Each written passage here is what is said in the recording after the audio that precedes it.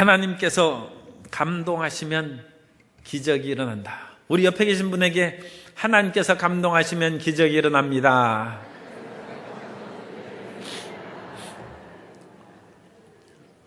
옛 고사에 우공이산이라는 그런 고사가 있습니다.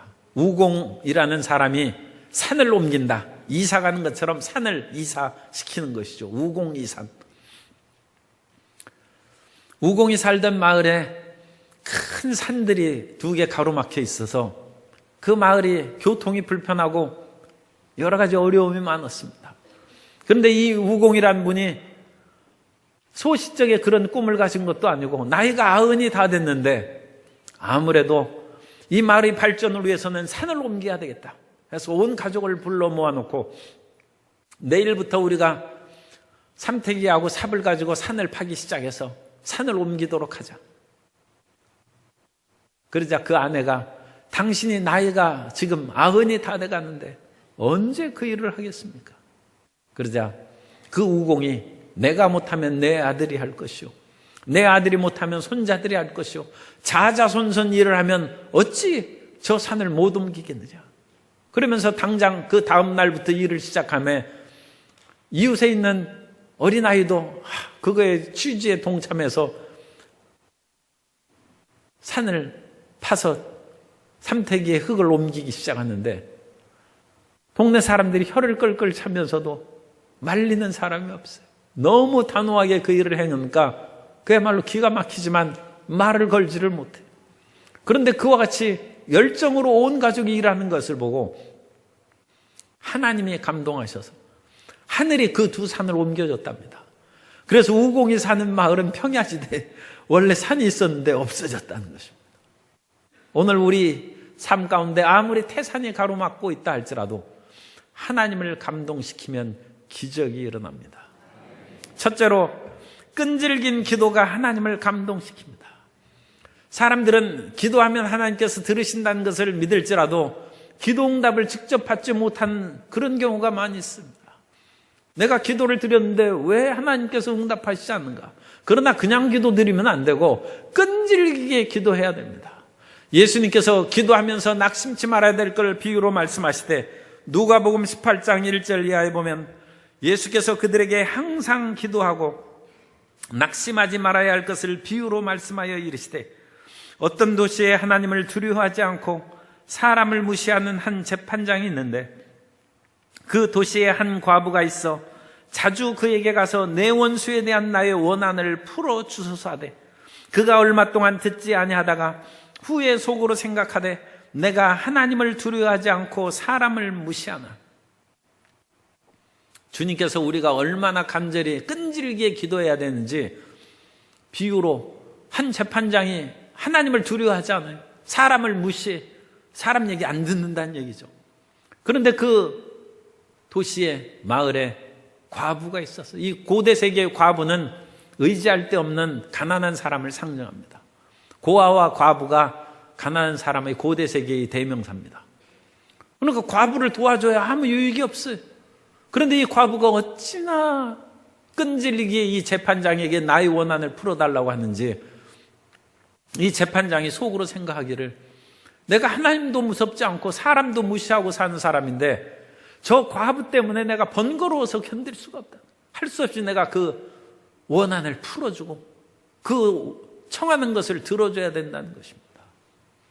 사람들은 하나님께 기도하면 하나님은 인자하시고 자비하시기 때문에 나의 기도를 금방 들어줄 것이다 그렇게 생각하는데 하나님은 인자하시고 자비하심이 영원하신 하나님이십니다. 그런데 기도는 그렇게 하는 것이 아니라 불의한 재판장에게 기도하듯이 끝까지 기도하라는 것입니다. 누가복음 18장 6절 이하에 보면 주께서 또 이르시되 불의한 재판장이 말한 것을 들으라. 하물며 하나님께서 그 밤낮 부르짖는 택하신 자들의 원한을 풀어주지 아니하시겠느냐? 그들에게 오래 참으시겠느냐? 내가 너희에게 이루노니 속히 그 원한을 풀어주시리라. 그러나 인자가 올 때 세상에서 믿음을 보겠느냐 하시니라. 여기에서 택하신 자들의 원한을 풀어준다고 했는데 그 밤낮 부르짖는 택하신 자들이라는 설명을 유의해서 그것을 보셔야 됩니다.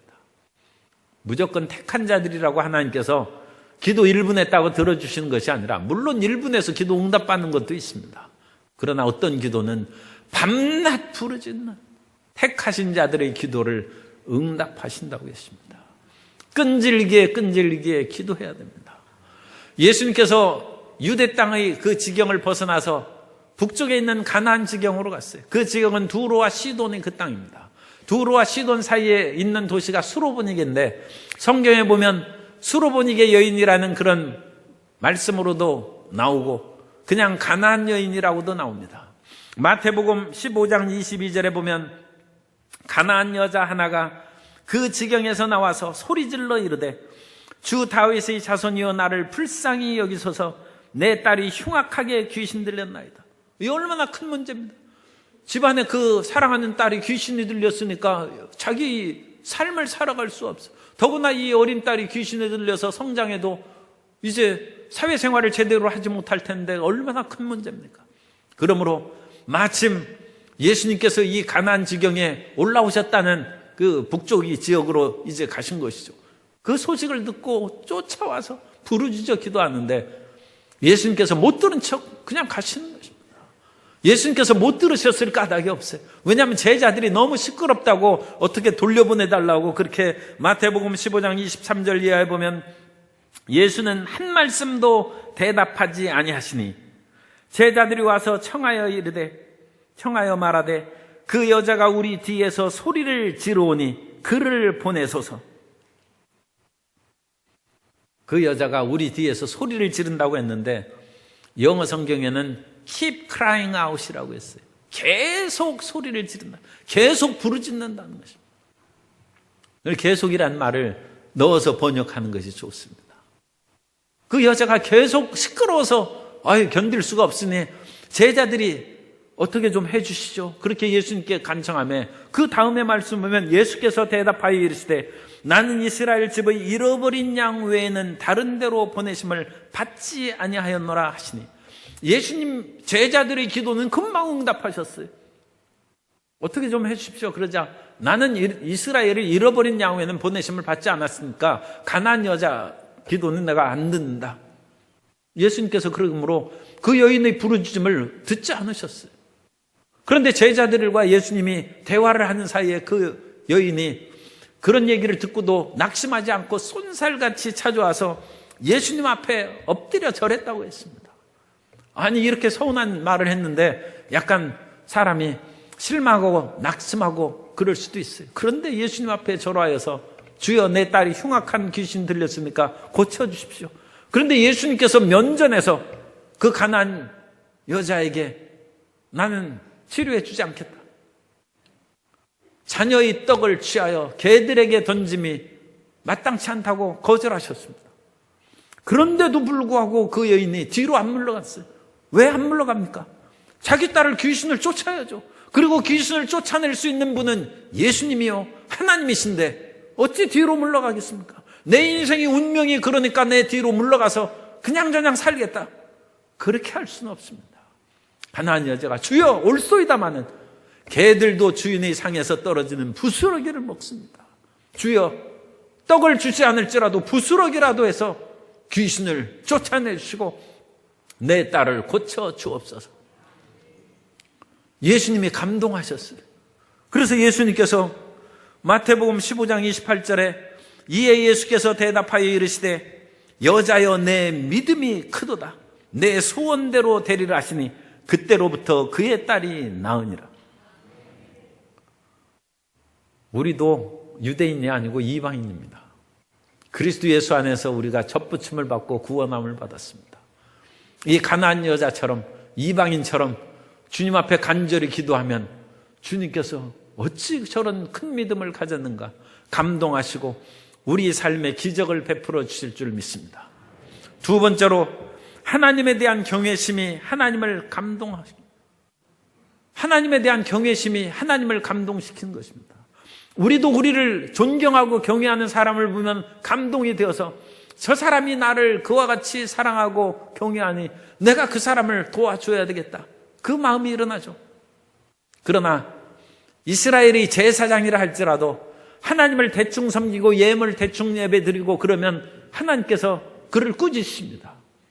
엘리가 제사장 시절에 엘리 두 아들은 불량자입니다. 그래서 하나님의 전에 나오는 성전의 그런 고기를 먼저 빼먹었어요. 그것을 보고 하나님께서 책망하시는 말씀이 사무엘상 2장 29절 말씀하고 있습니다. 너희는 어찌하여 내가 내 처소에서 명령한 내 제물과 예물을 밟으며 내 아들들을 나보다 더 중히 여겨 내 백성 이스라엘이 드리는 가장 좋은 것으로 너희들을 살찌게 하느냐.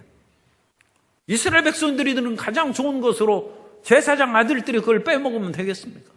그 하나님이 진노하셨어요. 아들들을 나보다 더 사랑한다는 것입니다. 그럼으로써 하나님에 대한 경외심이 없는 그들에게 사무엘상 2장 30절 이하에 그러므로 이스라엘 하나님 나 야훼가 말하노라 내가 전에 내 집과 내 조상의 집이 내 앞에 영원히 행하리라 했으나 이제 나 야훼가 말하노니 결단코 그렇게 하지 아니하리라. 나를 존중히 여기는 자를 내가 존중히 여기고 나를 멸시하는 자를 내가 경멸하리라. 보라 내가 내 팔과 내 조상의 집 팔을 끊어 내 집에 노인이 하나도 없게 하는 날이 이를지라. 팔을 끊는다는 것은 힘을 끊는다는 것입니다. 대를 끊는다는 말로도 번역할 수 있습니다.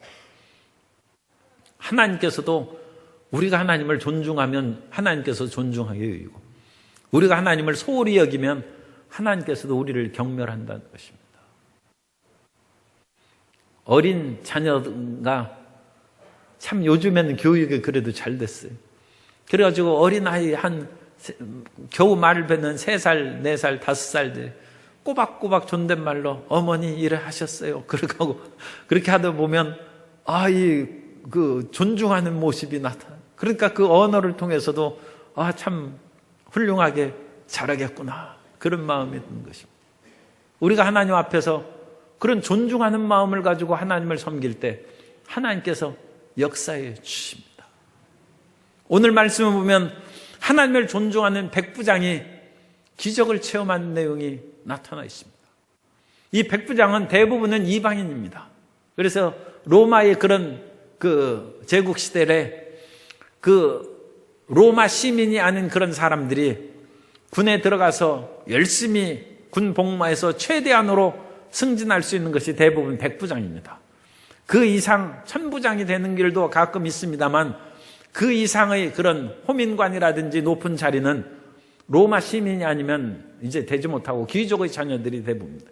그러니까 이 백부장은 이방인으로서 유대에 주둔한 그런 사람일 것이다. 그렇게 이제 볼 수 있습니다. 그런데 이 백부장이 그냥 유대 땅에 사는 것이 아니에요. 이스라엘에 살면 하나님을 만나야죠. 거기서 하나님을 믿고 하나님을 경외하는 그런 사람이 됐는데 마음도 따뜻하고 부하를 사랑하는 마음이 넘쳐나서 이 부하가 중풍병에 걸렸어요. 그러자 이 백부장이 중풍병에 걸린 하인을 치료해달라고 예수님 앞에 나옵니다. 오늘 말씀 마태복음 8장 5절 이하에 보면 예수께서 가버나움에 들어가시니 한 백부장이 나와 간구하여 이르되 주여 내 하인이 중풍병으로 집에 누워 몹시 괴로워하나이다. 이르시되 내가 가서 고쳐주리라. 이분이 예수님께 나와서 내 하인의 중풍병을 고쳐달라고 하니까 예수님께서 선뜻 그래 내가 가서 고쳐주리라. 그런데 이 백부장이 손을 저으며 예수님 앞에 가로막고 섰습니다. 주님께서 누추한 저희 집에 오심을 저는 감당할 수가 없습니다. 옛날에 학교 선생님들이 이제 가정 방문을 하던 시절이 제 어릴 때 초등학교 다닐 때 국민학교죠. 그때도 있었어요. 그런데 기와집에 사는 부잣집 아이들은 그야말로 웰컴하면서 그렇게 선생님 모시고 그러는데 저 심리는 걸어가야 되는 초가집에 사는 아이들은 싫어합니다. 누추해서 선생님을 모시기에 부끄럽다는 거예요. 그런데 이 백부장이 예수님을 감히 제 집에 모시는 것을 저는 감당할 수 없다는 거죠. 제가 백부장이기 때문에 남의 수하에 있는 사람이고 또 백부장이 있기 때문에 제 밑에 100명의 부하들이 있어요. 그래서 그 부하들에게 이것을 저리로 가라 하면 저리로 가고 이리 오라 하면 오고 또 이것을 하라 하면 하는 그런 일들이 시행된다는 것입니다. 그러므로 예수님은 하늘과 땅의 하나님이신즉 말씀으로만 하시오. 말씀으로만 인생들을 향하여 치료받으라 그러면 치료받을 것인즉 주께서 내 하인의 병을 그렇게 고쳐주려고 얘기를 했습니다. 그 말을 듣고 예수님께서 마태복음 8장 10절에서 말씀합니다. 예수께서 들으시고 놀랍게 여겨 따르는 자들에게 이르시되 내가 진실로 너희에게 이르노니 이스라엘 중 아무에게서도 이만한 믿음을 보지 못하였노라. 이스라엘 중에서도 이와 같은 믿음을 본 적이 없어요. 여기서 놀랍게 여기시다는 것은 다우마조라는 단어를 쓰는데 깜짝 놀라다는 뜻이 아니라 감탄하여 놀라다는 뜻입니다. 감탄하여 칭찬하다. 예수님께서 놀랍게, 그러니까 감탄하여 칭찬하면서 말씀하시되 내가 진실로, 그렇게 이제 번역했는데 주님께서 너무 놀랐어요. 주님이 감동하신 것입니다. 이스라엘 중에서도 이와 같은 하나님에 대한 경외심. 예수님께서 이 땅에 오셨을 때는 그야말로 인자가 머리 둘 곳도 없이 다니시고 예수님께서 옷이나 모든 여건이 다른 사람보다 뛰어나게 입지 않으셨어요. 예수님께서는 연한 풀같이 존경받고 흠모할 만한 것이 아무것도 없다고 이사야는 예언을 했습니다. 그런데 이 백부장은 예수님의 그와 같은 외모를 보는 것이 아니라 하나님의 아드심인 것을 믿고 경외함으로써 그와 같이 얘기하는 것입니다. 우리가 하나님을 경외하여 온 마음과 뜻과 정성을 다하여 주님 앞에 나갈 때 주님께서도 우리를 존중히 여기시고 중풍병의 하인을 치료하여 주옵시고 문제를 해결해 주시고 기적을 베풀어 주실 줄 믿습니다.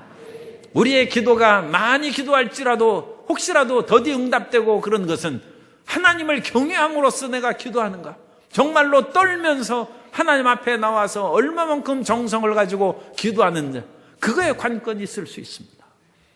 하나님을 경외하는 자를 주님께서도 존중히 여기시고 기도를 응답하시고 기적을 베풀어 주시는 것입니다. 세 번째로 온전한 헌신이 하나님을 감동시킵니다. 하나님 앞에 나올 때 우리의 온 마음과 뜻을 다하여 주님 앞에 헌신할 때 주님께서 그것을 감동하시는 것입니다. 예수님께서 어느 날 성전에 계실 때 여인의 뜰이라는 그곳에는 연복계가 놓여 있어서 그 연복계에 그 돈을 이렇게 위에서 이렇게 넣습니다. 그러니까 돈을 넣는 것이 이 밑으로 쭉 내려가게 되어 있어서 돈 넣는 것이 보여요. 또 동전이나 그런 것을 내면 떨어진 소리가 들리게 되어 있어요. 그런데 어느 날 과부가 2렙돈을 거기에서 연보를 합니다. 마가복음 12장 42절 이하에 보면 한 가난한 과부는 와서 2렙돈 곧 한 고드란토를 넣는지라.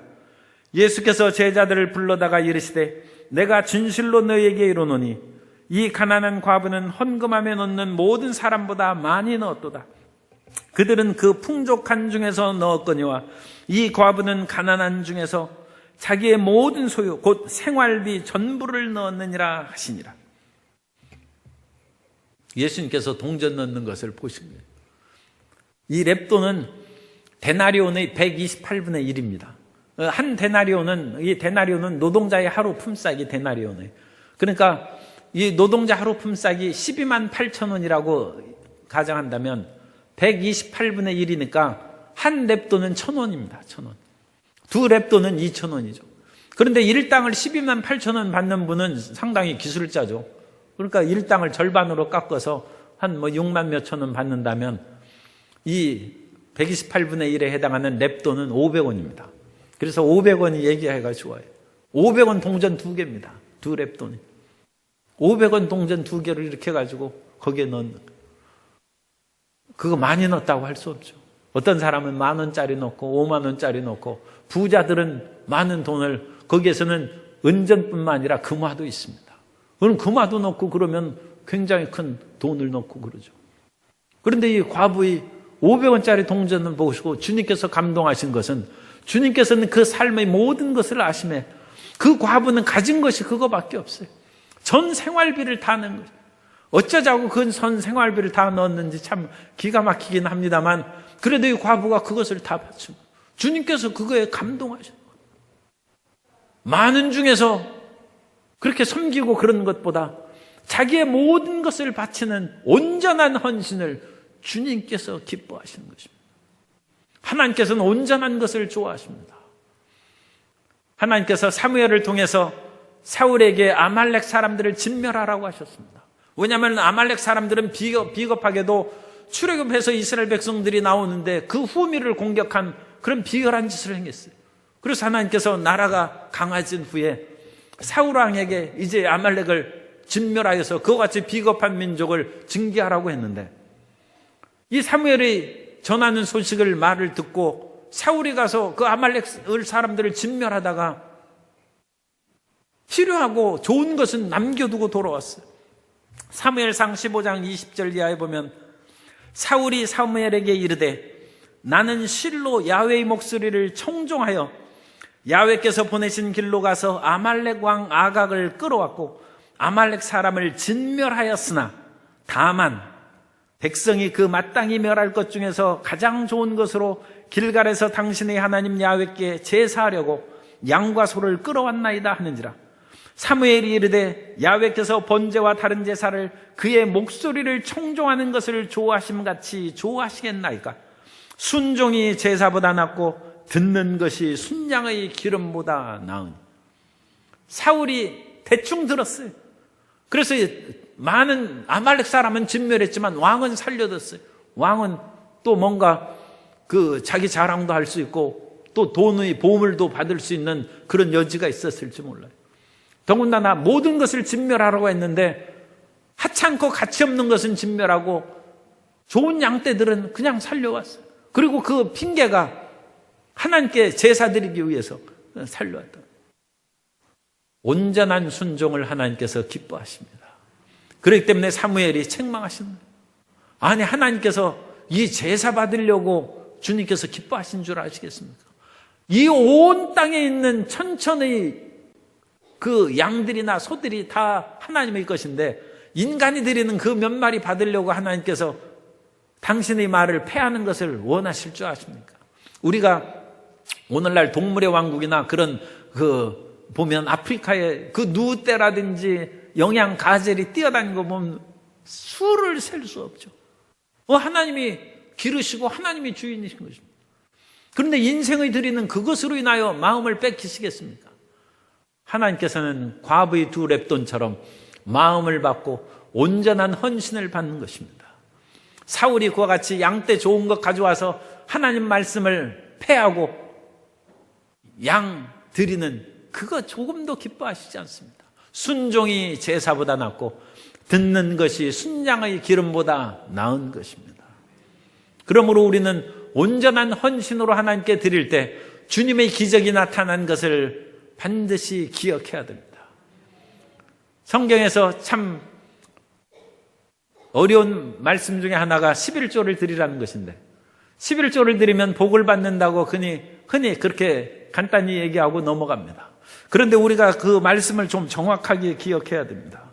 말라기 3장 10절에 보면 만군의 야훼가 이르노라 너희의 온전한 11조를 창고에 들여 나의 집에 양식이 있게 하고 그것으로 나를 시험하여 내가 하늘 문을 열고 너희에게 복을 쌓을 곳이 없도록 붙지 아니하나 보라.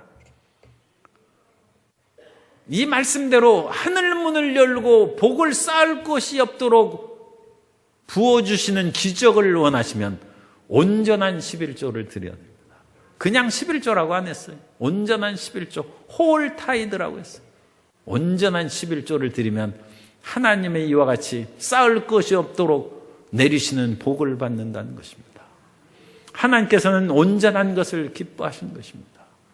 어떤 여인이 예수님께 향유를 부었는데 오늘날 향수를 몸에 붓는 사람이 어디 있어요? 그것도 조금 이렇게 뿌리고 그러지 않습니까? 아니 그런데 이 여인은 도대체 무슨 일인지 이 향유를 그냥 다 깨뜨려서 예수님께 부었어요.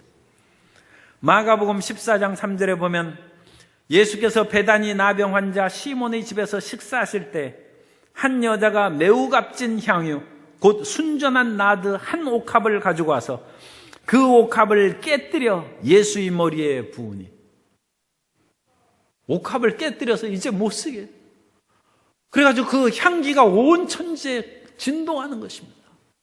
그러자 제자들 중에서도 또 돈에 욕심이 있는 사람들은 어찌하여 이와 같이 허비하느냐 하면서 그 여인을 책망하고 비난의 말이 있었습니다. 그때 예수님께서 마가복음 14장 6절 이하에 보면 예수께서 이르시되 가만두라, 너희가 어찌하여 그를 괴롭게 하느냐, 그가 내게 좋은 일을 하였느니라.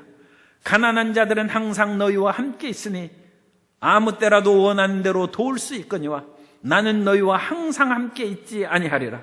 그는 힘을 다하여 내 몸에 향유를 부어 내 장례를 미리 준비하였느니라. 내가 진실로 너희에게 이루노니 온 천하에 어디서든지 복음이 전파되는 곳에는 이 여자가 행한 일도 말하여 그를 기억하리라 하시니라.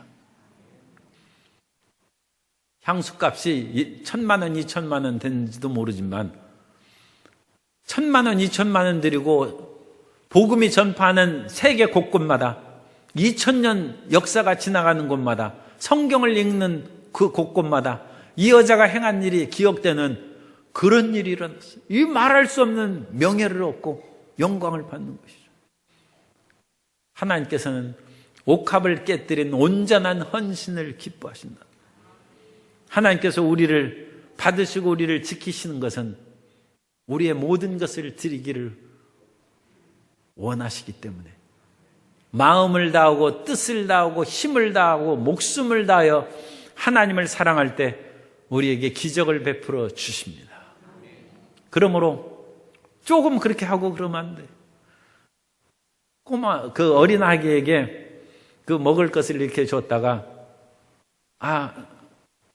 엄마, 아빠도 좀 줘, 할아버지도 좀 줘.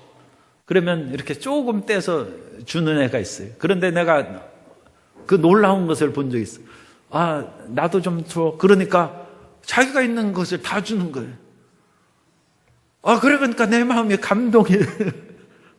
아니, 그러면서 오히려 그 무한해지고 얼굴이 빨개지는 것이죠. 아니, 이 아이가 어찌 이렇게 담대하게 자기가 그것을 다 주는 거야. 그거 먹으려고 달라고 하겠습니다. 그 갓난아기한테 그거 뺏어 먹으려고 할아버지가 이거 달라고 하겠습니까? 그런데 그렇게 감동시키는 애가 있어요. 하나님께서 온전하게 우리에게 찾는 것은 우리의 마음을 원하시는 것입니다. 온전한 마음이 기적을 행하고 하나님이 감동하셔서 우리의 삶의 문제가 해결되고 하늘과 땅의 위대한 역사로 우리를 채워주실 줄 믿습니다. 네 번째로 사람을 감동시킬 때 하나님께서 감동하십니다. 하나님께서는 사람끼리 서로 감동하고 있는 것을 보고 기뻐하십니다. 솔로몬이 성전터를 마련한 것은 그 아버지가 준비한 것에 이제 성전을 지은 것입니다. 그런데 그 아버지 다윗이 솔로몬이 성전의 그 터를 부지를 어떻게 마련했느냐면 다윗이 교만한 마음이 들어서 인구조사를 하고 군대 수를 파악하고 사람의 힘을 의지하려고 했을 때 하나님의 심판이 임해서 온 온역이 창궐하여서 많은 사람이 죽고 다윗이 그때 깨달아서 하나님 내 죄를 용서하여 주옵소서.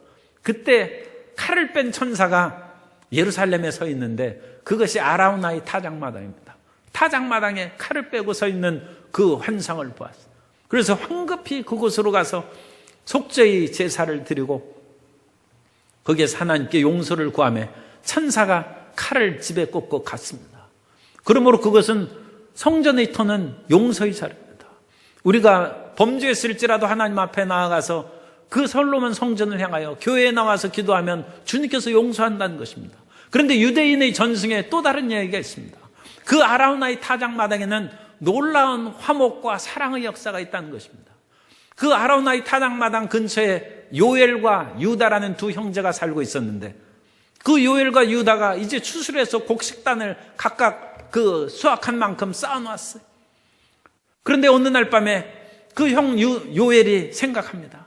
내 아우는 앞으로 살아갈 일이 나보다 훨씬 많고 일할 것도 많은데 내가 내 동생에게 곡식단을 좀 갖다 줘야 되겠다. 그런데 그때 동생도 생각합니다. 형님은 가족도, 아이들도 많고 가족도 많고 쓸 일도 많은데 내가 그냥 있어서는 안 되겠다. 내 곡식단을 형님의 곡식단에 몰래 쌓아놔야 되겠다 해서 밤중에 일어나서 둘이 이제 그 길을 간 거예요. 그런데 이 두 사람이 그 곡식단을 지고 탁 하다가 중간에서 딱 만났어요. 아니 형님, 아우야, 내가 웬일이냐. 서로 곡식단을 짊어지고 거기서 만나. 자초지종을 앓고 두 형제가 부둥켜서 정말로 감격하고 울고 있을 때, 이건 우리 옛날 책에 나오는 그 얘기가 같죠. 이스라엘에 있는 얘기입니다. 그런데 이스라엘에게는 이 중요한 얘기가 있어요. 그래서 두 형제가 서로 감동하고 부둥켜 안고 울고 있을 때 하나님이 보셨다는 거예요. 하나님이 그들을 보시고 그 자리를 보시고 이 자리에 나의 전을 세워서 사람들마다 화목하고 사랑하는 놀라운 역사가 나의 성전에서 일어나게 하라. 그래서 거기에 성전이 세워졌다는 것입니다. 마태복음 5장 22절 이하에 보면 나는 너희에게 이르노니 형제에게 노하는 자마다 심판을 받게 되고 형제를 대하여 라가라 하는 자는 공회에 잡혀가게 되고 미련한 놈이라 하는 자는 지옥불에 들어가게 되리라. 그러므로 예물을 제단에 드리려다가 거기서 내 형제에게 원망 들을 만한 일이 있는 것이 생각나거든 예물을 제단 앞에 두고 먼저 가서 형제와 화목하고 그 위에 와서 예물을 드리라. 주님께서는 교회에 와서 예배 드리는 것을 기뻐하십니다. 그런데 형제와 싸우고 집안에서 싸우고 그랬으면 용서를 빌고 와서 드리라 하십니다. 사람 사이에 용서하고 화목이 있어야 하나님이 감동하십니다. 다른 사람 무슨 상관이냐? 다른 사람이 지옥 가든 말건 내가 무슨 상관이냐? 그런 마음을 갖는 것은 별로 기뻐하시지 않습니다. 사랑과 화목이 있는 자리, 사람을 감동시키는 우리 성도님 되시기를 예수님 이름으로 축원합니다. 사람을 감동시킬 때 하나님이 감동하십니다. 그래서 우리의 문제가 해결되고 기적이 일어난 것입니다. 사무엘상의 초반부에는 사무엘의 출생에 관한 그 내용이 기록됐는데 사무엘의 어머니가 한나입니다. 그런데 그 한나는 원래 자식을 낳지 못하는 사람이에요. 그래서 할 수 없이 다른 고대 세계에는 이제 자녀를 낳아야 되니까 다른 부인을 얻어서 자녀를 낳았어요. 그런데 그것을 보고 한나는 내 인생이 그러려니 하고 그냥 팔자소관으로 여기고 자식 못 낳으면 할 수 없이 그렇게 하는 것이 아니라 끈질기게 기도하고 있었어요. 그래서 끈질기게 기도하는 첫 번째 하나님이 감동시키는 기도를 지금 하고 있는데 이 한나는 끈질기게 기도했을 뿐만 아니라 사람에게 감동을 줍니다. 왜냐하면 어느 날 이제 자기 남편 엘가나와 함께 거기에 가서 기도를 하나님께 제물을 드리러 갔다가 한나는 더욱더 오래 기도하는데 얼마나 기도를 하고 기도를 했든지 이제 목소리가 안 나와요. 입술만 달싹달싹하고 있는데 그 당시 제사장이 엘리입니다. 그 엘리 제사장이 이렇게 보니까 어떤 사람이 입술만 달락달락하고 있어요.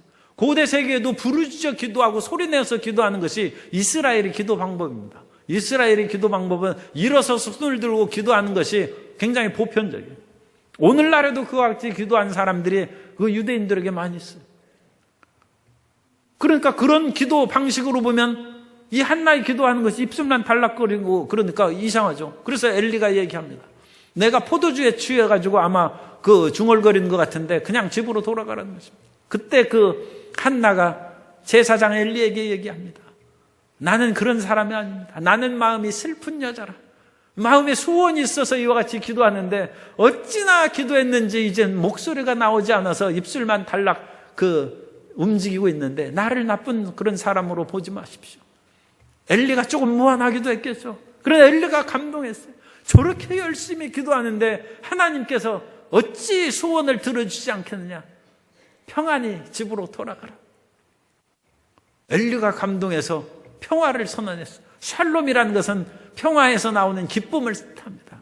무엇인가 기쁨 있고 좋은 일이 있을 것이다. 내 기도가 하늘에 상달되었다는 선언입니다. 그 말을 듣고 한나가 남편과 함께 집으로 돌아갔어요. 사무엘상 1장 19절 이하에 보면 그들이 아침에 일찍 일어나 야훼 앞에 경배하고 돌아가 라마의 자기 집에 이르니라. 엘가나가 그의 아내 한나와 동침하며 야훼께서 그를 생각하신지라. 한나가 임신하고 때가 이름에 아들을 낳아 사무엘이라 이름하였으니 이는 내가 야훼께 그를 구하였다 하며더라. 하나님께서 한나에게 사무엘을 주신 것입니다. 기도하는 것을 우리가 보면 감동되는 사람도 있어요. 물론 다른 사람 기도하는 거에 우리가 크게 신경 쓰면 안 되죠. 그런데 가끔 그렇게 그런 것이 우연히 듣게 되고 그렇게 보게 되는 것이 있어요. 딴 사람이 기도하는 것을 보고 감동되면 하나님께서 어찌 감동하시지 않겠습니까? 사람을 이해하고 용서하고 화목함으로 감동의 그런 모습이 그 가정과 삶 가운데 일어날 때 하나님이 어찌 감동하시지 않겠습니까? 그러면 기적이 일어나는 것입니다. 못 낳는 자녀를 낳고 삶의 문제가 해결되고 저주가 떠나가고 칼을 뺀 천사가 칼집에 칼을 꼽고 평화와 화목의 역사가 나타나게 될 줄로 믿습니다. 하나님을 감동시키는 성도 여러분이 되시기 바랍니다. 하나님을 감동시키기 위해서는 끈질긴 기도를 올려야 되고 하나님을 경외함이 충만해야 되고 온전한 헌신으로 하나님 앞에 나아가고 사람을 이웃을 감동시키면 하나님께서도 감동하십니다.